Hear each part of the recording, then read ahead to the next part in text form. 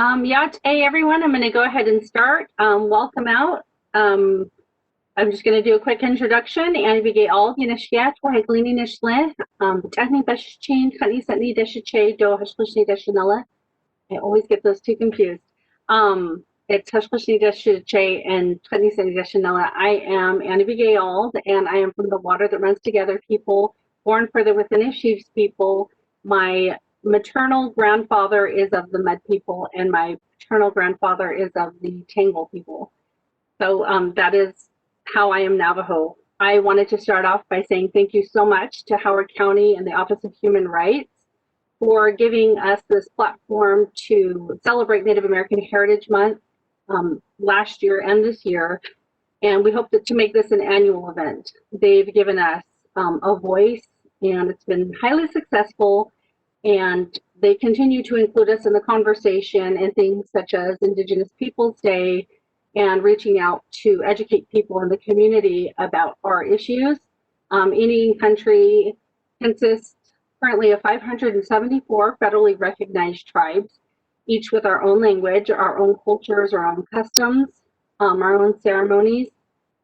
So we are not, I mean, the main purpose of this is to show what a broad scope is covered under Indian country. And we have 4 amazing speakers today. I'm going to hand it over to them because I'm not as an eloquent speaker as they are. We have Jordan Benebigay from Indian country today, and she is going to be talking about Native statistics in media. Blue Adams, co-director of Protect Native Elders and an amazing entrepreneur of IndigiHub. Kira Salt, president of the Board of Native American Lifelines, and then Tara Hauska, my personal hero. So she's going to give us a little bit of information. And I'm going to go ahead and let Blue start us off. So go ahead, Blue.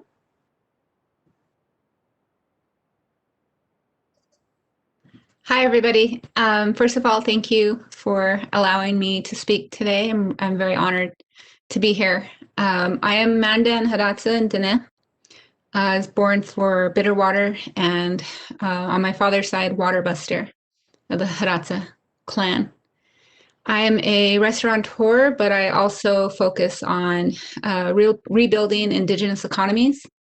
And right now, most of my work is with protectnativeelders.org. We provide PPE and COVID relief in I think we're in more than 65 indigenous communities right now, along with Annie. So thank you for inviting me. If we want to move on to Kiros, I believe you were next in the lineup.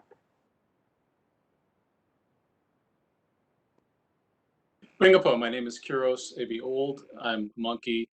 I'm president of the board of directors for Native American Lifelines, the urban Indian health organization that provides contracted for services in the Baltimore service area, as well as Boston. I also wear the hat of founder and moderator of Indian Country over on Reddit. We're the largest Native American community there. And our mission is primarily to amplify Indigenous voice. Part of the quiet challenge of these past 20 years, and has been made apparent by the killing of George Floyd, is that we have a lot of unfinished business here in my part of it, in terms of anti-Black racism, and we find ourselves within a presently strategic crossroads place that is our northernmost homelands, consists of Washington, D.C. And we have a lot of representatives from Indian country coming through by their tribal nations to ensure their agendas are met. And we are very far behind insofar as delivery of services and honoring of our treaties, which go back to the 1640s and most recently 1677. So we have a lot of work ahead of us and a lot of catching up to do. Thank you for having me. Jordan? Hi, Yat Shay Jordan Benebigay and Shek, Yaani Ashley, Madish Gizny Bashishi, Nakadana Edashache, Oze Tachini Dashanella. I am Jordan. I'm also Navajo Dene. I'm currently based in Washington, D.C., but I'm actually at Navajo right now, Navajo Nation. I am the Deputy Managing Editor of Indian Country Today. I've been with the organization for over 2 years now. I can't believe it. It's gone way too fast. So I guess just so for those of you who don't know about Indian Country Today, we're in its third iteration right now for Indian Country Today. It started as a newspaper and it kind of evolved into a magazine and now like a digital, what we like to call like a digital newspaper. So it's a daily news platform that covers the Indigenous world. We focus on American Indians and Alaska Native communities, and we cover everything from entertainment to sports to politics to what did I say? Like now, COVID-19 has been like a huge part of our coverage right now. I think one of the big projects that I had on that is starting to collect the data for COVID-19 in Indian country. And I guess I collaborate on that project a little bit later, but now it's grown to a big thing where Indian Country Today has partnered with the Johns Hopkins University Center for American Indian Health. So now we are trying to build a comprehensive database for COVID-19 in Indian country. And so that's pretty much gathering the cases, the deaths, and as much data as we can to show the impact of this pandemic on Indian country. And just to add something really quick, Jordan, you had actually started doing that as a side project, not thinking that it was going to build into such a huge platform because you were technically the only person keeping count of all these. Is that correct? Yeah, it is right. So I think in March is when we had that first, we saw the first case at Umatilla Res. And it was a non-native person, but it was an employee of a tribal casino. And so I think that really piqued my curiosity to see what this pandemic could be. And maybe I thought, oh, it'll be fun to like keep track of this in a spreadsheet. And pretty soon more cases started showing up, and I didn't see Indian Health Service. I guess giving the daily updates around Indian country, and people wanted to know. And probably about end of March is when Indian Health Service started to give those updates, but they give the updates in the way that they're structured in those 12 IHS regions around the country. But people were really looking forward to how's that data breaking down by tribal nations. And they don't give deaths. So we're also the ones, I think we're the only ones right now keeping track of the death toll. And there's a lot of complexity in that and how we do that and why we do it.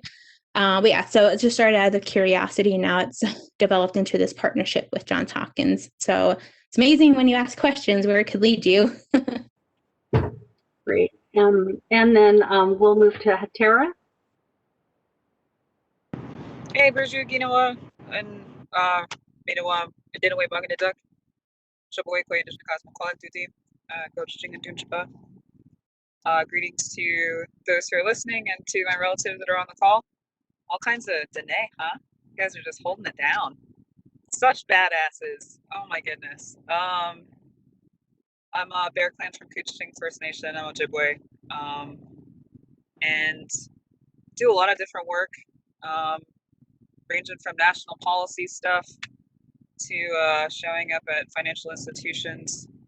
And for the last couple of years, I've been living off grid in a pipeline resistance camp in my homeland up in Anishinaabe King, fighting a massive tar sands line, which just actually got its final approval a couple hours ago. Really sucks. It's going to be a really long, hard winter. It's not surprising.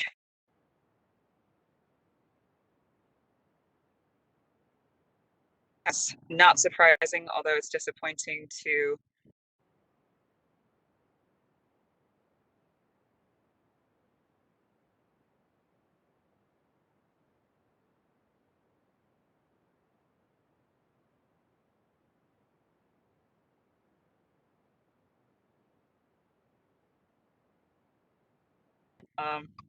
had to come down and pick up some other warriors. So yeah.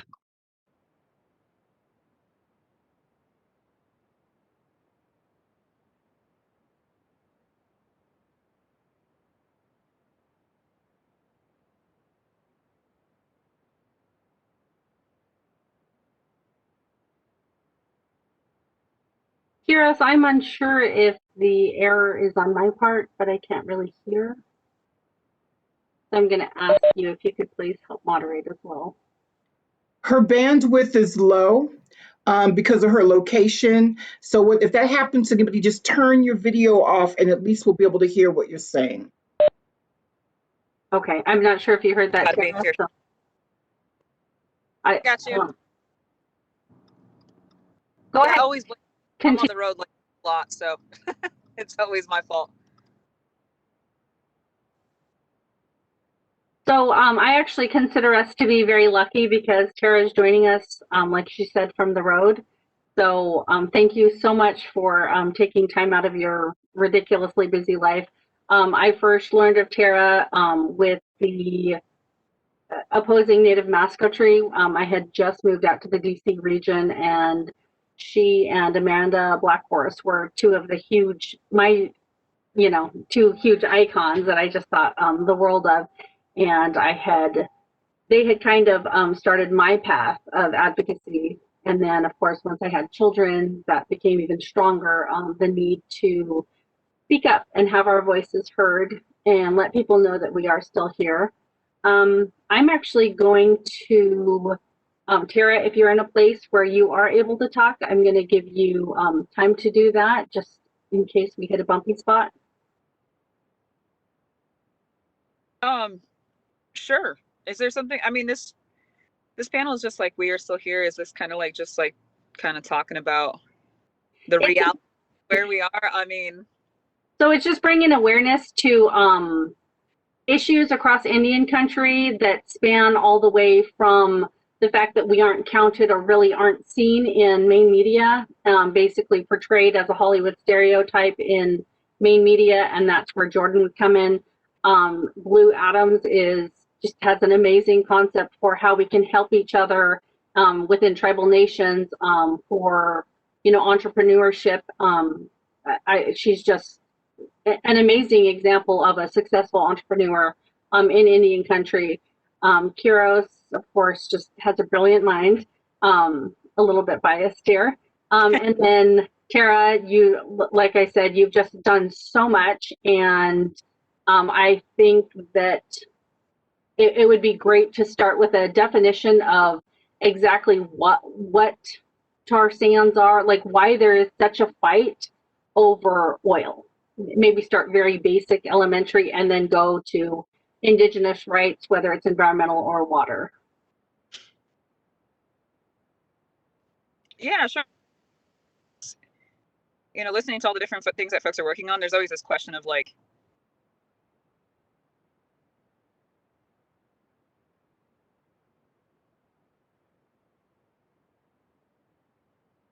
Tara, we cannot hear you. You might want to turn off your camera. okay, I'll try. Is that better? Yes, it is. Okay, cool. Yeah, I mean, I think based on the diversity just in this panel, there are a lot of different needs in Indian country, and it's kind of like trying to figure out which one to do, right? Because there's so many needs. For me, I started out in Washington, D.C. and doing all that stuff on the Hill for different tribal nations and working on policy, and started working with Bernie and was the lead author on his policy platform, which took a lot of doing, right? It was lots of different people that weighed in on that and helped create something. But to me, like the way that I ended up finding myself in this path was, there's nothing that more central to me in the way I have been taught to connect than our mother and our land and our water. And so from that, all life exists, right? So we can engage in racial justice, social justice, gender justice, elder justice, like all these different human needs when we have a habitable place to live. And so I started getting engaged in like environmental struggle, even when I was at the law firm, and trying to figure out how do I help with the legal process, the regulatory process. But then there was also like these huge hurdles of influence into our governance systems by these special interests, by these corporations. That was really quite shocking to see just how entrenched it was. It seemed like it was almost like this continuing genocide of our people and our land because we hold these last places, and so much of society has kind of like extracted and pulled from everything they have, and now they're coming for what's left, or they're putting it in the places that people don't see, putting it through our homelands. Tar sands is the dirtiest fossil fuel in the world. I got involved in tar sands through the Keystone XL pipeline fight. I was working out in DC with Oglala Sioux Tribe and some others, and then that one got canceled by Obama, and then I heard this call out from North Dakota and saw these youth runners show up in DC and ended up out in Dakota Access Pipeline, which is a fracked oil line, but it looks like they're now going to expand it and flip it over to tar sands too. And the one I'm fighting in my homeland is a tar sands line coming from Alberta.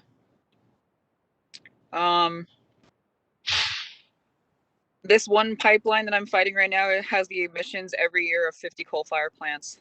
It is a 10% expansion of the tar sands on its own.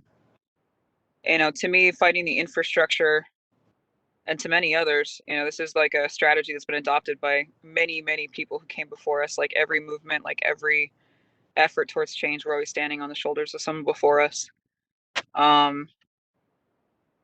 It is an effort to go after the infrastructure to try to ultimately stop it at the source and to protect what we have left.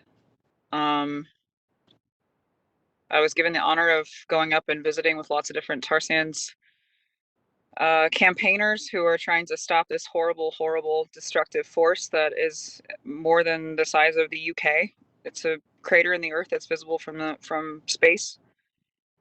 And met with all these indigenous folks up at the extraction point, and met the nations that are literally surrounded on all sides by tar sands mines, and their waters are poisoned, and their animals are sick, and their trees are sick. And that's what we don't see.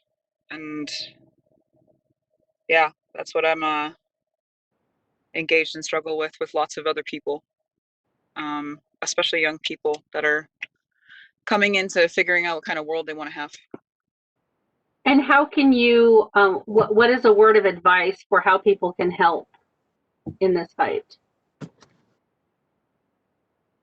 There's a couple different things. I mean, I think, you know, one of the things I always appreciate about you and your hubby, who you said you're maybe a little biased about, is education, right? Like education is so critical and is such a formational part of our identities, whether that's like education in westernized systems or education in the lodge or wherever we're getting that knowledge from. Shaping our understandings, our core understandings of who we are as people and what we need. We need clean air, clean soil, clean water to live. And it's that simple. But those simplicities are like often, I'm sitting across the room from like a person that's got every educational degree sitting behind them, but they've forgotten that they drink water, you know, and they try to tell me that I'm naive or whatever, or that we don't understand how things work. Well, you've forgotten that you drink water. So I think that there's maybe some understandings that they've forgotten, right? Like, I do understand what the economics of capitalism and extraction look like, but I understand that every human being on earth needs water. And I think we could do a lot better to teach our children those basic connections. That's like a more like systemic, I think, answer. For this specific fight that I'm involved in, you can learn more about the resistance at stopline3.org. You can follow our page at GNU Collective. We're always trying to find people who are willing to take a stand for something more and are willing to be uncomfortable doing so. I don't think that in everything I've observed in the years of working in environmental justice or just movement generally, change is not achieved comfortably. It actually takes real pressure and it takes real sacrifice. I appreciate all the people that engage in policy work and do those like heavy lifts of going to hearing after hearing after hearing. we need to do all of those things, but we also have to do those extra pieces of actually of stepping outside of our comfort zones, or else this isn't going to change. So yeah, I hope we can find our bravery and do that too. Thank you so much, Tara. We're going to move next to Blue Atoms. And you can go ahead and talk a little bit about P&E and IndigiHub, and maybe notate how people can get involved. Sure. So Protect Native Elders started out of a need early in, I think it was March and April. I had just started building a new restaurant in Provo, Utah. And when we were hearing reports about COVID, you just instinctually knew that it was going to hit us hard, because that's what we've seen historically. So we already had the data. So my first instinct was, well, how am I going to, they're talking about a global pandemic. How am I going to operate a business in a pandemic when it's hospitality and it's close quarters? And so I made the decision not to stop building, and started doing fundraising and collecting canned goods, packaged food, and just taking it down to a organization I've been working with for a few years called Info Shop. And through that work, I connected with several other individuals, including Annie and our other co-founders, Dimitri, Marion, Joe. And they were looking for ways to help as well. And from that, we created warehouse space with my 2 restaurants. I actually have a restaurant on the Navajo Nation right now. And we just started filling those warehouses with PPE, hundreds of thousands of face masks, shields, sanitizer, and then moving into providing water totes, 250-gallon water totes, because where we were working the most, doing the most work on Navajo, I think the statistics are like 40% of residents don't have running water, and they're telling people to wash their hands. So that was an immediate concern for us. So that's the work that we've been doing, and our community outreach was reaching out to other Indigenous communities at the time. One of the first, and the community closest to my heart, is the Tohono O'odham community. They straddle Mexico and the United States, and they were largely forgotten by both of their governments. So we offered to support them. And in a lot of these communities, we were often the first contact they had, people supplying them with PPE. So we modeled our organization as a rapid relief. Just how quickly could we move? And a lot of these communities, they don't really have the infrastructure for shipping. Apache, Hopi, Zuni, they don't have like addresses where we could ship huge amounts. So we were literally driving them. Sometimes I would drive 10 to 14 hours in a day just to get into these communities. As it progressed, we reached out to communities all the way up into Canada, New York, California, all across the continent. So I'm proud of the work we've been able to accomplish in such a short time, and the impact we've been able to have. And that was just from doing it. Just like Tara said, if there was a need, we looked to fulfill it. We didn't really think about it too much. And sometimes that's what's necessary in these fights, is just do what you can when you can, and just go for it. Don't wait for people to ask, because oftentimes they don't know how to ask. They don't know how to achieve these things. So I'm lucky to be in a place of privilege to be able to provide that. And that's another thing that sometimes we don't understand. Sometimes people aren't. Sometimes they're surviving day to day. So if you do find yourself with some privilege and opportunity and access, I think it's your responsibility to help. So that being said, Protect Native Elders was created as a rapid response. And I had already established IndigiHub, which is a Indigenous co-working space that we're working on.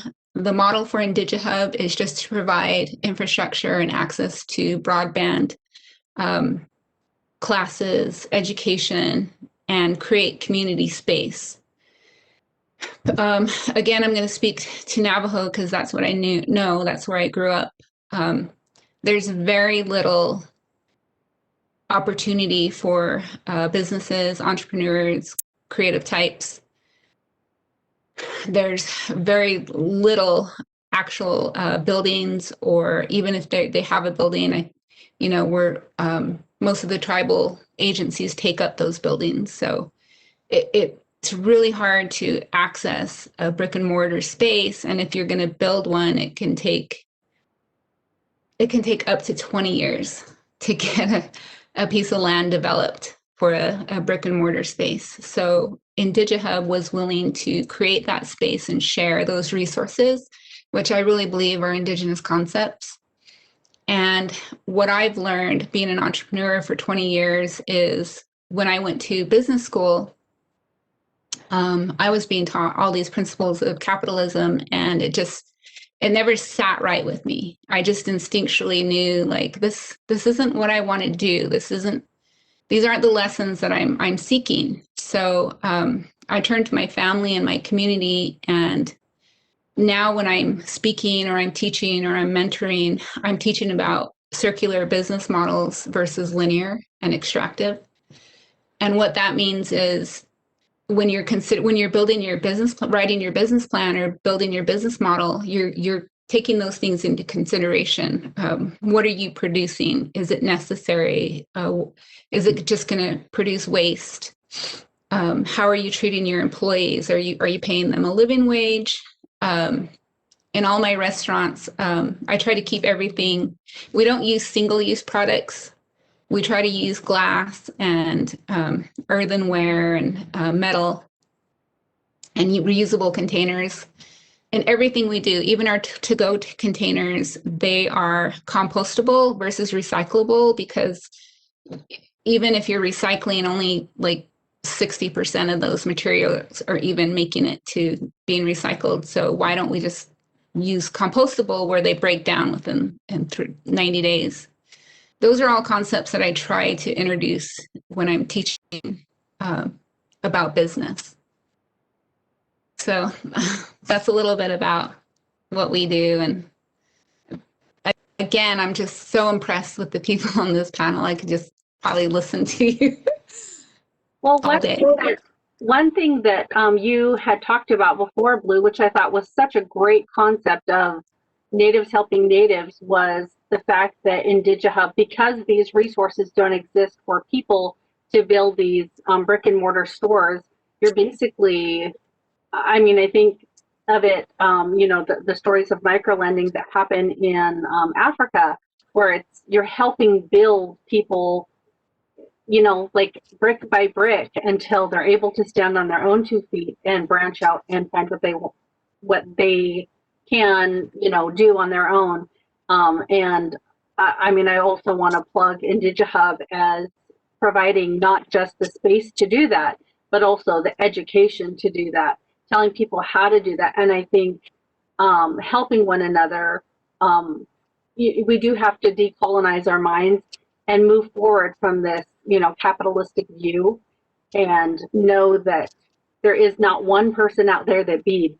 There are many, and it's okay.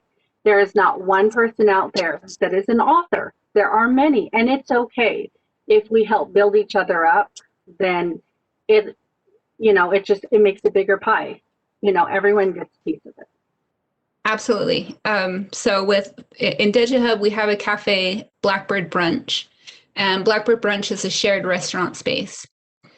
I focus on food because I think it's the quickest way to economic stability. Everybody needs to eat. And then access to food has greater implications in your economy because it reduces health disparities. It reduces the toll that healthcare and having people becoming sick and having to take care of them, it reduces that burden. And everybody should have access to food. It's ridiculous that we don't. So again, speaking for Navajo, we're the size of West Virginia, but we only have 13 grocery stores. I think one of them recently has shut down. So we have high, people are getting prepackaged, or they're eating at KFC, Denny's, etc. All these corporations that exist on the reservations. And it's creating huge health disparities. So in order to address that, I'm lucky. I've been a part of Local First Arizona, Local First New Mexico, Utah. I work with the James Beard Foundation. I work with them on their policy for change at the federal level, do a lot of advocating there for food access, equity, food justice. And so restaurants are notoriously, you tell anyone you're starting a restaurant, they're like, well, 90% of them fail in the first 3 years. Well, yeah, because they're really expensive to start. The equipment's very expensive. So building Blackbird was a way to take that off of the potential food producer, farmer, restaurant owner, and share that burden amongst everybody. So at our highest point, we were operating with 6 different chefs running their own concepts. And that gave them the ability to test their concepts, to have experience in a commercial kitchen without having to sign a lease or buy equipment. And I've always advocated for supporting your community, because your consumers are your community. That's who they are. And if they're not doing well, you're not going to do well in business. So they should be a part of our business model. They should be considered. The health and well-being of our consumers should be in consideration. So that's just my philosophy. And I get a lot of that from my own community, especially the Hidatsa. I'm very thankful for strong parents that set that example for me. And I would like to continue setting that example for others. And if people would like to learn more about what you do, Blue, where can they find you?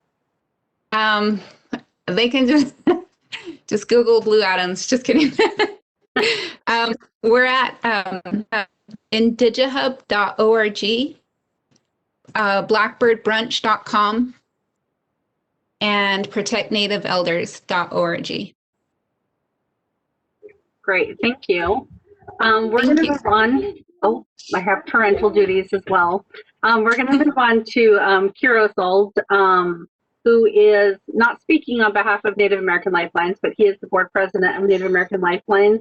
And he has also been an advocate and key in 7 Virginia tribes receiving tribal recognition, or that did receive tribal recognition in the past 2 years, and the equality within Indian country relevant to misogyny, anti-Black racism, and harmonizing traditional and post-colonial government.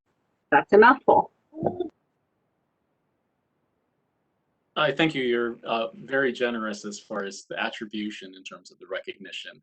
I did, in a professional capacity, partake in the representation of 6 of the tribes that were acknowledged through the Thomasina Jordan Recognition Act. And I did have some background, professional and personal work on Pamunkey recognition. And I'll keep that one a bit discreet, if you don't mind. So, Wingapo, I come to you from a very long, winding road, and part of that journey involves Howard County.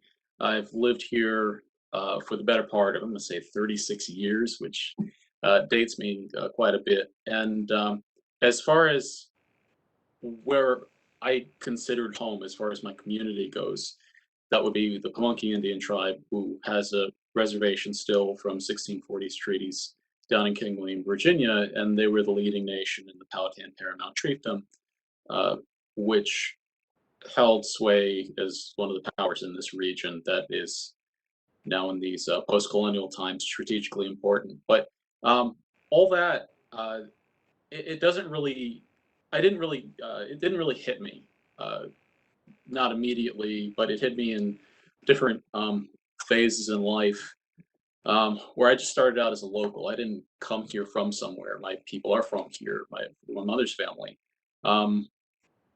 the nation's capital was the home I lived in, I was born in, and Columbia was a place here in Howard County, was a place we moved for the schools, and lured by the idea that we're going to a city of a city of the future, communities of the future that involved all sorts of people from everywhere. It was big on the post desegregation, everybody get along together mentality. And for me, being an awkward kid, this was pretty much home, going down to Pamunkey Reservation. I had hair once upon a time. And that was Chief William Swift Eagle Miles, who was also our cousin of the Miles and Collins families. And that's how we do clans. We do them by families, and I'm a Miles and a Collins, but I cleave more towards Miles. And, you know, my upbringing wasn't really remarkable in a number of ways. I mean, there were the 2 years that I spent at a Black nationalist school for kindergarten and first grade, so I learned to pray with the fist raised up, which kind of scared people out here. But mainstreaming here was in Howard County was a kind of time of awakening for me, because I went from this really intimate community that I would go to on summer visits, and cosmopolitan Washington, D.C., still pretty segregated in terms of Black and white communities, and came out here to eventually junior high school, finding out that, well, the Ku Klux Klan recruited out front, and the kids on the inside came from similar families who had economic anxiety, which we're all familiar with. But for me, it came as an awakening, because they changed my first name from Kiros to the N-word for a solid year. And I wasn't used to all of that. I had been told that things were a certain way in the past, and past this prologue, but I was surprised to find that among the Black students who were there, who I looked to for support, that their response was, "Oh, this isn't about us," and I didn't know quite what that meant. I had more or less been raised with a sort of intersectional understanding. My family is very blended, although home is Pamunkey, home tribal community is Pamunkey. And I had to figure out pretty quickly what kind of world we were in, and how we got here, and what went wrong exactly, and what the response to that should be. Where do we go from here? And I came to realize that a lot of our challenges as a nation, and it filters out to the local, starts with a nation that has a foundation in stolen indigenous land and stolen Black labor. And that really doesn't go away. And I found steadily, incrementally, as a matter of personal and academic study, and as highlighted by the rise of Black Lives Matter and the killings that have highlighted its need and relevance, that we don't only have work to do as far as educating people as to where we are coming from, but what challenges still remain. Like, we can have a Supreme Court that, the Warren Court specifically, that pushes through a lot of civil rights decisions, but that doesn't necessarily trickle down to us on the tribal level. We have a lot of challenges internally, and a lot of that work is far more discreet than my work as a legal professional. And that's the sensibility I bring here. As far as my service through Native American Lifelines, that is delivering on the promises of treaties and the obligations of the United States as the people who were brought to cities, not all willingly, who are owed a continuing obligation as far as healthcare is concerned. And we try to do what we can. We try to not leave anybody behind. And that's a constant theme through my work, both personal, professional, and personal service. And I thank you for including me on this panel. Kara, I was going to say, leave your phone off of mute because I wanted to bring up a point. Something I was actually rather unaware of, being a member of Indian country, was I never considered the fact that the East Coast is actually the place where the majority of colonization happened. There, you will find a lot of mixture of the natives on the East Coast for that reason. There is a movie called Loving that I know that's on Netflix, and a point that I don't think that they really highlighted was the fact that that particular family is actually Rappahannock. So keep in mind that a lot of the times where people are labeled one thing or another, there is a lot of Native heritage mixed in there. And I mean, these are things that aren't made apparent, again, you know, by media largely excluding us from the conversation. And I only found that out due to Kiros's brain. Well, part of the challenge is in this nation, Blackness has hypervisibility. And so when you're talking about people who are mixed with different races, including Black, there's the question of, oh, well, what stands out to people? And it doesn't become a matter of who you are when you engage with people. It becomes a matter of who people tell you you are, what people tell you you are. And the Jeters, that's Mildred Loving's family, they've always been Rappahannock. My family's had personal and business relations with the Jeters. That's the same Jeters as in Derek Jeter, formerly of the New York Yankees. And a lot of these stories aren't very new, although I really applaud the work of people who've given new articulation and platforms to the challenges our communities face. Thank you, Kara, for your words. We're going to move now to Indian Country Today's Jordan Bennett McGay.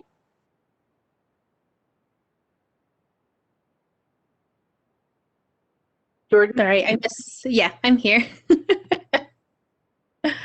So what was the just media representation? The lack, I would say, of media representation. Like, I would assume that Indian Country Today, which is, I've always joked that, you know, it's the equivalent of New York Times, basically, for Indian Country, because we cover everything, you cover everything. And the reason I'm assuming that it even evolved was the fact that we were largely left out of the conversation. Is that, and that's just an assumption. Yeah, and I think that's the reason why we also grew a lot too. I mean, we aren't only just like online, like as a digital newspaper. We expanded, and now we have a broadcast department. So we are, you know, because when you think about it, and I think from what statistics show, like a lot of people get their news from their local news station, like the evening news.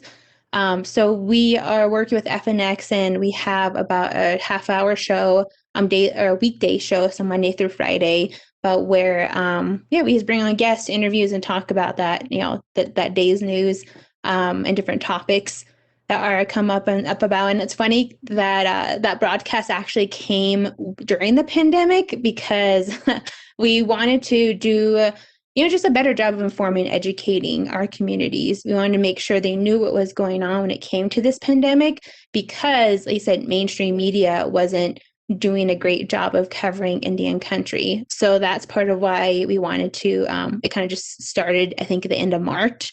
It started like as a weekly roundtable. Then our team thought, oh, why don't we just go follow through and make it a weekday thing like we were planning to do anyway. So it just kind of evolved, and we are, you know, it's improving every single week, every single month. And it's shown on, I think in about 75 million households across the country, in New Mexico, Arizona, California, Alaska, some stations in Chicago and New York, and some up north in the United States. And, you know, again, that's the reason why we wanted to start that broadcast, was to inform and educate. And we want to bring our I guess, newscasts more to the East Coast because Native people are everywhere, right? And as far as just like representation in media, I think now that we all know that there's more Indigenous representation in Congress, there's better representation of us in Congress than there is in media. It's like less than 1%. And I'd be very optimistic to say it's like 0.5%. And even when you look around the newsrooms around the country, we're often, I don't like New York Times does it, like a poll, in the past few years, I think New York Times, NPR, I can't remember this acronym, ASME, it's like the American Magazine Editors, it's all these acronyms, but all these big news organizations do this, I guess, count or just race and ethnic data every year within media. And in previous years, they've always left us out or haven't counted us. Last year, they barely counted us in all like the mainstream news outlets. But I would say now it's getting better slowly but surely. You have Arizona Republic, who now has like an Indigenous Affairs reporter. The Texas Observer has an editor-in-chief who is Native. It's Tristan Atone, who is the previous NAHM or president of the Native American and Journalists Association. They now have an Indigenous Affairs reporter. High Country News actually started an Indigenous Affairs news desk. And they're in NAHM, and also I'm on the board of NAHM as well. So we're trying to encourage more newsrooms to get more Indigenous desks because, when we have Indigenous reporters, we were able to accurately, cover our own stories, and we know the stories that are out there. We know how to push the conversation forward rather than just playing the poverty porn that's done all the time. It's like that's not the story. It may be part of the community, but there's also more context to that. And I think Native journalists have that contextual background that non-Native journalists don't have. We know our communities, we know our people, we know the history, the cultures. And so that's why, we need people from our communities to be telling these stories so they can be more accurate. Because it feeds into, Native youth, it feeds into classrooms, it feeds in, it's a very, Native journalists, I think, are very powerful in that, and media is powerful in that, and sometimes they don't know their power as well. I don't know what else to say about that, but I think it's been a long time coming, and I think newsrooms always say we need diversity, but we need diversity not only like in the lower level entry job career wise, we also need diversity in like the higher jobs where the decision making is made, right? We need more Native people who are editors. We need more Native people who are managers or executives at that level, because that's where, the big picture kind of plays out. Not just reporters, of course. We definitely need them. We need people to be talking, on the ground and getting those stories and getting them out there. But a lot of the conversation is also at the top too. And that's where newsrooms need to make that change, is to, bring in more Native people at the higher level in media. Is there, if any kids are interested or young people are interested, what might you tell them? What is a field? How can they seek a professional career in doing something similar to what you've done? Yeah, I think just always be curious for one, like always ask questions. And it could just be about the most basic thing first. Like I know yesterday, maybe this weekend, I kept wanting to get my flu shot because I've been wanting to do it for like the past month and I just never done it. And on just drive around town, or just this drive, my family and I were going to Colorado. I got the flu shot, but I laughed. I was like, I wonder why we were always sore. And I just started asking myself questions and I started Googling stuff. So I think that curiosity is always important for one. Two, I always just try to, I taught high school students right before I got to Indian Country Today. So what I always told them was just to, whatever interests they have, like area, if they like news, or if they like entertainment, if they like sports, then to seek out news sources in those areas. I first got into journalism because I wanted to be like the next Ryan Seacrest, but so silly, and I wanted to be on like the red carpet, and I love celebrities and news. I love film. I love movies, and so that's how I just got an interest for it, and I started seeing more and more and just reading. And I think it just social media also played like a huge part of that. And at least when I taught high school, I know I would tell a lot of kids we had like a school newspaper, and we had an Instagram account. So if kids would miss an assignment, I would tell them they can make it up by covering the basketball game on Instagram. And they love that. They love the dynamic of that and able to be creative in that way. And so if people don't want to write, they can use social media as a way. And also, of course, always fact checking, and just watching a lot of videos and reading a lot of news just to see how people are doing it. And, say, and at least that's how I got better, and just to always seek out, I guess, training in camps, because I didn't get my undergrad in journalism. It was in athletic training, actually. So I always try to get the training outside of school, in like summer camps and internships and whatnot. Thank you so much for your time, Jordan. I do want to shoot back to Tara Hauska, if you're still on, to give a little bit of insight. I have been dying to know people's reactions to the retirement of the Washington football team here, that I know you were a key player in.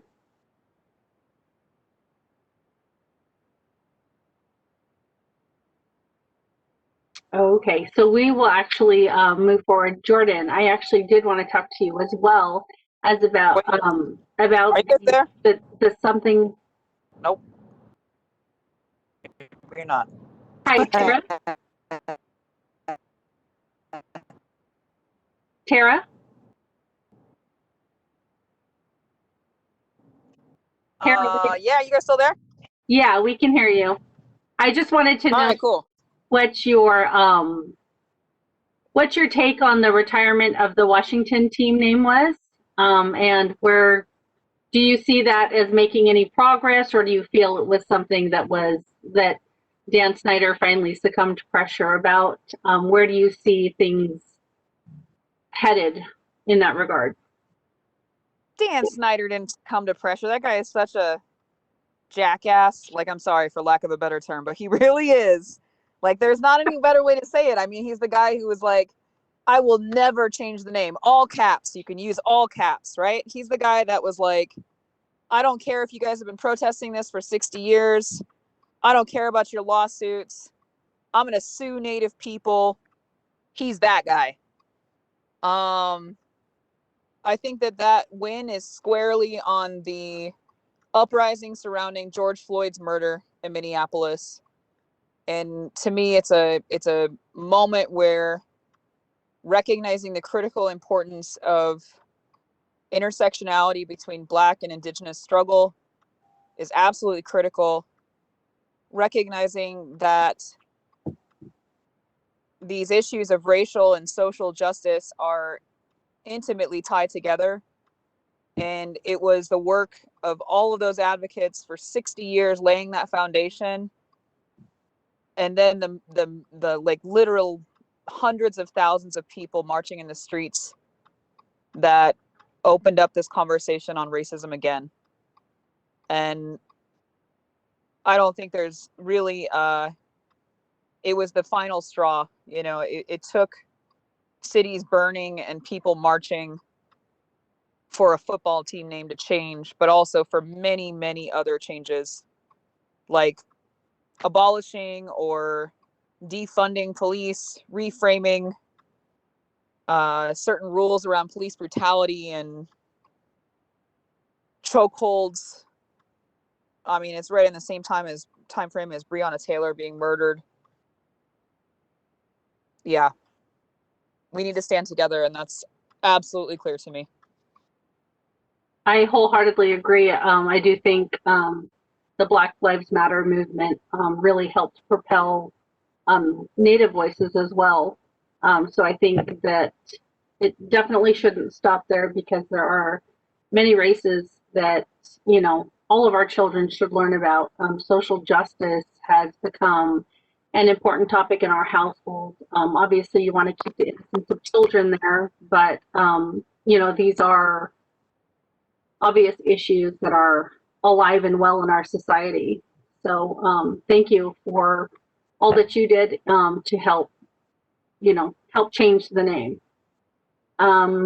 So Jordan, my question for you was the labeling of everyone else, other minority groups. We have pretty concrete data that Natives flipped the state of Arizona for, in this most recent voting, the presidential election.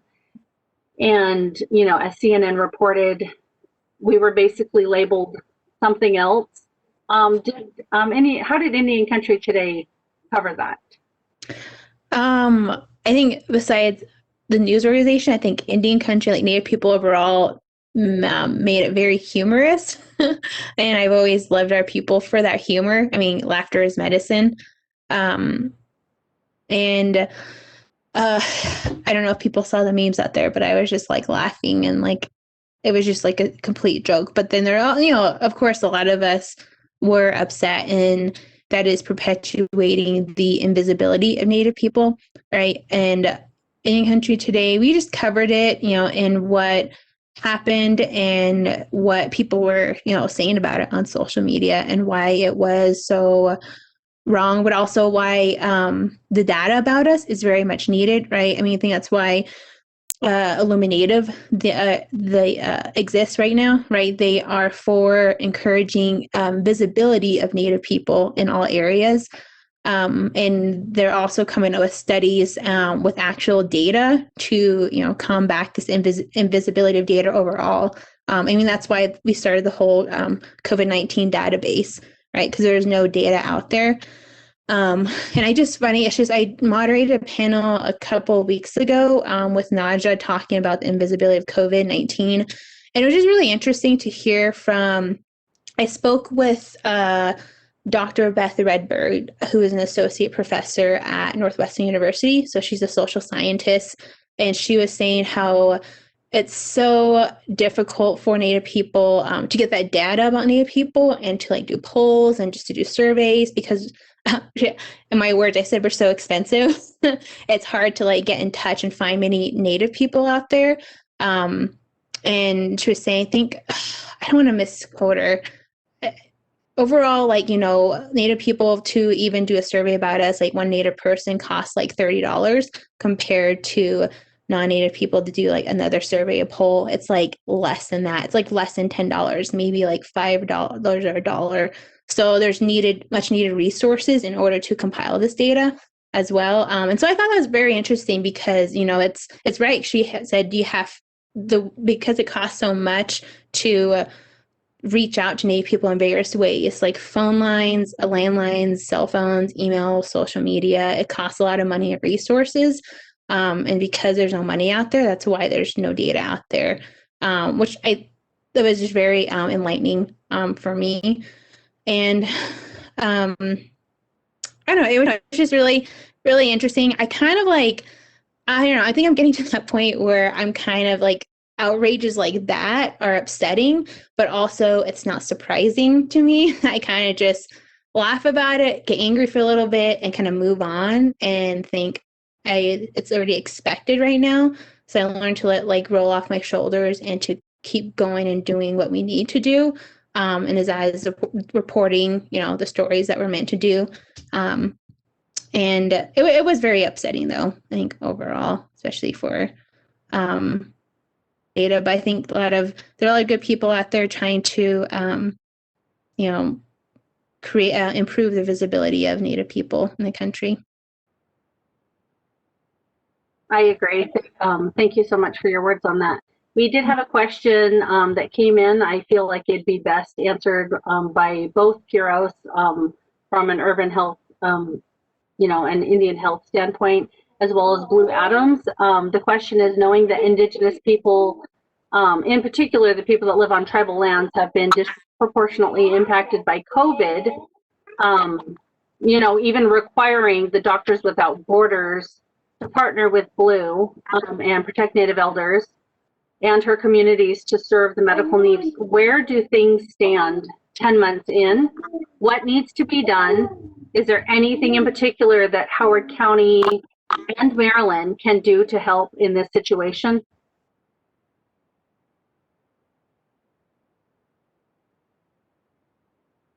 So was that question directed at me? Sorry. Yes, the question is asking basically, I guess, to summarize it, how can people help? Where are there still needs 10 months in, and how can people help? And if so, let us know. I would say absolutely. And I always try to push people towards advocacy because, like everybody on the panel says, we're finding trouble getting those outlets to let us speak for ourselves. We know what needs to happen in our communities. We need to be the voices that are dictating that conversation. So sharing our stories, sharing our, updates, our calls for action is really, really important because sometimes, and I see this happen with a lot of my, especially my younger nieces, that younger generation, people are curating these social media platforms where it's almost becoming an echo chamber. So I see these actions, these call to actions shared across, but they're not reaching outside of our own communities. So we need to consider that. So advocacy with any news stations, with larger media platforms is really important. As far as immediate concerns, right now we're heading into winter, so we've shifted our campaign to accessing firewood and looking at these smaller stoves that can burn less but put out more heat. You can go to our website and kind of follow us on any social media platform. We're on Instagram, Facebook. I'm trying to convince them to do TikTok.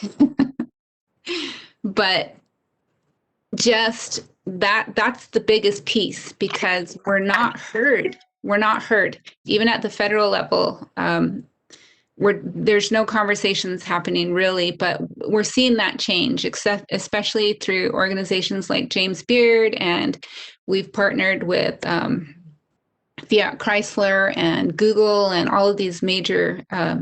So it's actually working. I should add that as well. It's working. Pushing our way into spaces where we're not comfortable is super important because we deserve to be there. We deserve to have a voice. We do have the solutions for a lot of the problems that are happening. And one thing I wanted to echo with Tara, a really interesting thing. I don't know if anyone has watched the Big Short. It's a movie about the housing bubble that burst in 2008. There was a trader, investment trader there who predicted that housing bubble and it bursting. And since that happened, he made a lot of money on that. He bet against it, which is why it's called a short. But come to find out, he only invests in water projects now because he's convinced we're going to run out of water. And that was a huge concern to me. So supporting water causes, supporting Tara, supporting, trying to get us into green and renewable technologies and considering in your daily lives, how do we reduce our consumption of these things that we know are just so wrong for us? Those are all ways that in our own individual lives we can help. Water wars and the politics of scarcity have been long forecast as the front of new conflicts, both domestic and international. And a lot of the challenges, I would say, that we see in terms of infrastructure are outgrowths of both systemic and historical injustice. Whereas, look, you could put a man on the moon, the US can do that, but they can't get running water out to Navajo Nation. Like, come on, it's clearly a choice, and it's an outgrowth of problematic treaty situations. That's a very euphemized way of saying what it is. It's an outgrowth of larger municipalities and cities taking water from Navajo Nation, taking water from rivers that would otherwise flow there, which denies the access to aquifers. And if the question becomes, well, what can I do out here in Howard County or anywhere out there in the US, is to make these issues priority, infrastructure issues a priority, make water rights issues a priority, make sovereignty a priority. And not just in the sense that sovereignty benefits people who are already in tribal government as in power for its own sake, but we're talking about hopefully literal trickle down, at least in terms of getting water, basic necessities to people, to citizens, to residents. And I work on the other end of the spectrum as far as service goes in terms of urban Indian health. And part of the question is, how do we get services to tribal citizen eligibles or descendants thereof? That is, people who, for some reason or the other, passed at the second generation. That is, grandchildren who have someone who's connected to a state or federally recognized tribe as a citizen. How do we service people who are outside of their service areas? How do we get their treaty rights in terms of healthcare to these folks? And the pandemic, I mean, has found us challenged locally. We had a big reset in terms of who is our community, how do we actually get to people when we're all effectively in the danger zone. We're not impacted equally in this regard. I mean, we do have running water in this part of the country. That's not so much of an issue, but what happens to people after all this? Do they fall through the cracks? Do they have issues that are related to substance abuse that pre-existed this pandemic, and how do those issues become aggravated? Whereas we're a demographic that's very, very challenged in terms of statistics as to addiction, as to incarceration, as to abuse. And so that's where our programmatic end tries to, well, first make sure that we're counted, because if you're not counted, you don't count. You will not get resources if they consider you something else or other, or don't consider you at all. Do you get smashed in the basic false racial binary of black and white, as people have here in this region for generations? Usually, yeah, here, but that's something we very much push back against, and that's one of the reasons we are very cognizant of racial issues, and they become very quickly human rights issues, because we have to fight for the very right to exist. And a lot of the stuff that goes on top of this, say even tribal sovereignty, which a lot of people don't understand, pertains to governments more so. Quality of life. It doesn't, a lot of this stuff, as the politics, it doesn't matter if people are alive to enjoy the fruits of the society. And that goes into a question of who pays the costs and who reaps the benefits here. But I leave it to the rest of you. I think that's one of the, it's really uncomfortable to be in those spaces, especially politically. But we have to understand that decisions are being made, and they're being made on our behalf without our input. So we need to be there in those rooms where those decisions are made. I know for Navajo, when we settled the San Juan water rights issues, they gave up in perpetuity any reclamation for that, any claim to reclamation for that. And I don't think they realize how damaging that is. So, who's in those conversations, who's in those meeting rooms supporting those decisions? We need to be more vocal about it. And we have to educate ourselves. We have to understand that these were created by design. For Navajo, Peabody Coal Mine, when the politicians that lobbied to roll back EPA regulations that allowed Peabody to even exist and function there, not only did they pay us 17 cents per metric ton for coal and have continued, I don't think it's gone up much beyond that. But those two politicians that rolled back those regulations, one of them became a CEO of that company, of Peabody, and retired he made a lot of money from that deal. And understand that even the Tribal Council for Navajo was created as a corporation, and it acts only in the interests of the shareholders, which are those uranium and copper mining and oil and coal companies. That's who's making all the money from that resource extraction, and the laws that create and inhibit entrepreneurship and inhibit creating our own economy and becoming independent. They don't want us to be independent. They want us to be dependent. So we need to educate ourselves. There's so much information. There are so many great people trying to engage. They need support. We just need to come together and start supporting each other. Concretely, I thought that would assume for the average person more political engagement like we've seen in the past 4 years. That would concern people donating their time and their money if they don't have enough time to charities and to advocacy organizations, to Native media that brings light to these issues.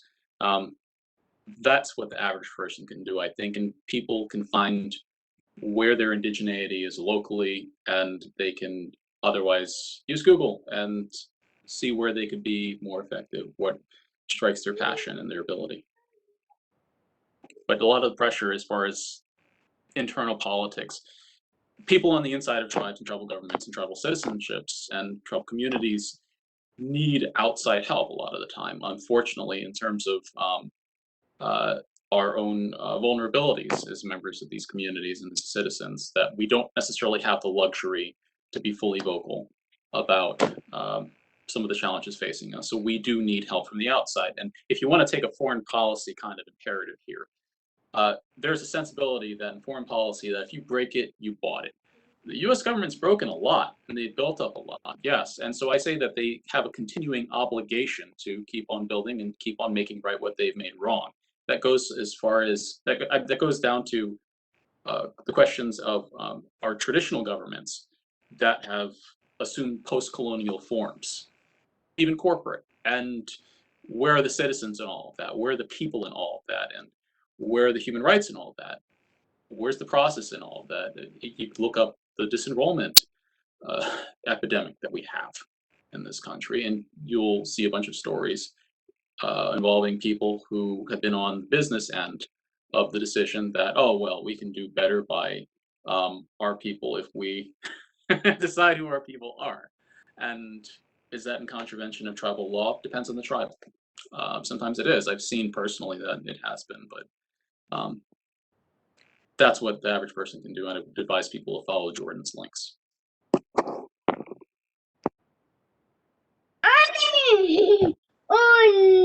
My apologies for the child, but yes, I think those are great points. It is rounding up on 6:45. Thank you so much for all the participants.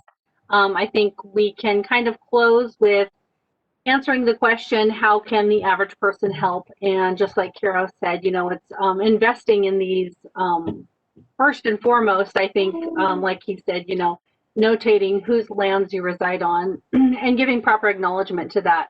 Knowing that one person was talking to me saying a certain part of Oklahoma, oh, well, we went on Indian territory, or we went on land the Indians used to live on, when they were telling me about a trip that they went on.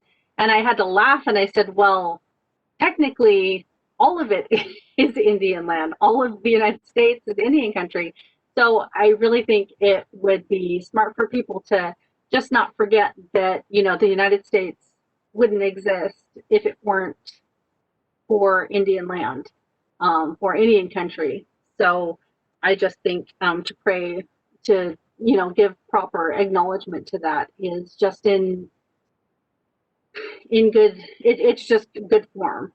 In addition, how the layman can help would be, you know, investing in things like Indian Country Today. I know they do a lot of fundraising, just to keep that open, educating yourself. There's, you know, protectnativeelders.org. There were the links. I know that they are in the chat, the GNU Collective under Tara, and just basically educating yourself. I'm going to give each panelist, starting in alphabetical order, the opportunity to maybe say some closing words. We'll start with Blue Adams. If you want to say anything in closing, just a couple of sentences. Sure. Just again, thank you for so much for the opportunity to speak. I think this is really important work, and I appreciate being shoulder to shoulder with everybody on this panel. And thank you, Annie, for organizing this. Well, I would like to say that indigeneity is everywhere. Opportunities to serve are everywhere. And we are at a good start. We in Howard County are in a strategically important place. Your voice can be amplified, joining others to making this world a better place, making this a better America, extending the American promise to people who paid an outsized cost for it and continue to do so. Anna. Okay. As for me, just follow Indian Country Today, read our stories, and you know, we are a public media, so we are a nonprofit news organization. So we're consistently trying to raise money. You can go to support.indiancountrytoday.com for that, and you can read the news at indiancountrytoday.com, and just support, you know, other Indigenous reporters that are in other newsrooms as well. And thank you so much, Annie, for organizing this. And it's been great just meeting everyone virtually, and seeing you all. Wish we're all in person. Maybe there would be food. Just kidding. Yeah. And you know, there's tons of educational materials out there. So just educate yourself. And you know, if you think that there's not a Native person in your area of interest, whether it's business, entertainment, film, art, I'm sorry to say you're wrong. There's so many Native people out there doing marvelous things. We had one, you know, NASA engineer, Aaron Yazzie, who's also Diné Navajo. He sent a couple of projects to Mars. So there's always a lot of Native people doing something. So just, you know, simply Google search or just ask a friend as well. Thank you so much. Yes, thank you, Jordan. Tara did notate that she kept being booted, as said before, that she is currently traveling. Her last words were to be brave, be bold, stand strong, and don't be too hard on yourself. I'm not sure if she wrote this to me, actually. Shine bright and help others shine. You know, empowering each other is where a lot of momentum comes from. We did have one last question. Kyros, I'm going to ask you to answer this. Any state legislative action needed currently? For instance, here is a vote. There is a vote this Wednesday in Maryland regarding a natural gas pipeline on the Eastern Shore that many legislators are writing to oppose. I'm pretty sure that Native American tribes were not particularly included in the discussion, even by the progressives opposing it, because there is an assumption that there is no local Native interest, which I am betting is an incorrect assumption. And I will see if we can get Tara to jump back on to answer that. But in the meantime, Tara? Well, the Monacan Nation has opposed, if we're talking about the Atlantic Coast Pipeline, they've opposed pipelines in this region as they've had fears, very much warranted, as to them being built on sacred sites. And once they're gone, those are gone. And this comes at a time when we're looking at alternative sources of fuel, renewables, wind farms.